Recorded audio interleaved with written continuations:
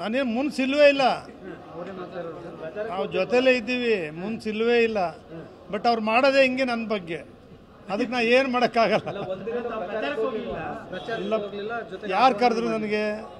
ಅವ್ರ ಮನೆಯಿಂದ ಅಭ್ಯರ್ಥಿ ಕರೀಲಿಲ್ಲ, ಅವ್ರ ತಾಯಿ ಕರಿಬೋದಾಗಿತ್ತು, ದೊಡ್ಡವ್ರು ಕರಿಬೋದಾಗಿತ್ತು.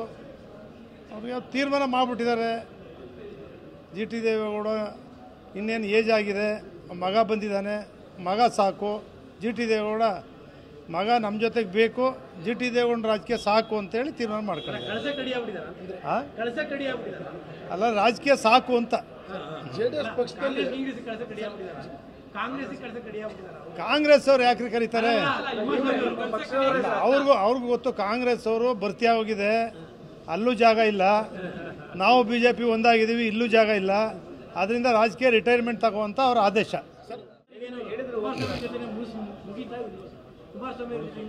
ನಾನೇನು ಮುನ್ಸಿಲ್ವೇ ಇಲ್ಲ, ನಾವು ಜೊತೆಲೇ ಇದ್ದೀವಿ, ಮುನ್ಸಿಲ್ವೇ ಇಲ್ಲ. ಬಟ್ ಅವ್ರು ಮಾಡೋದೇ ಹಿಂಗೆ ನನ್ನ ಬಗ್ಗೆ, ಅದಕ್ಕೆ ನಾ ಏನು ಮಾಡೋಕ್ಕಾಗಲ್ಲ. ಯಾರು ಕರೆದ್ರು ನನಗೆ?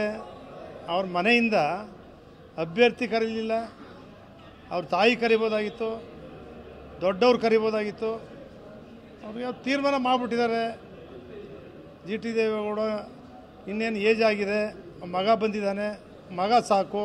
ಜಿ ಟಿ ದೇವೇಗೌಡ ಮಗ ನಮ್ಮ ಜೊತೆಗೆ ಬೇಕು, ಜಿ ಟಿ ದೇವೇಗೌಡ ರಾಜಕೀಯ ಸಾಕು ಅಂತೇಳಿ ತೀರ್ಮಾನ ಮಾಡ್ತಾರೆ. ಅಲ್ಲ, ರಾಜಕೀಯ ಸಾಕು ಅಂತ. ಕಾಂಗ್ರೆಸ್ ಅವ್ರು ಯಾಕ್ರಿ ಕರೀತಾರೆ?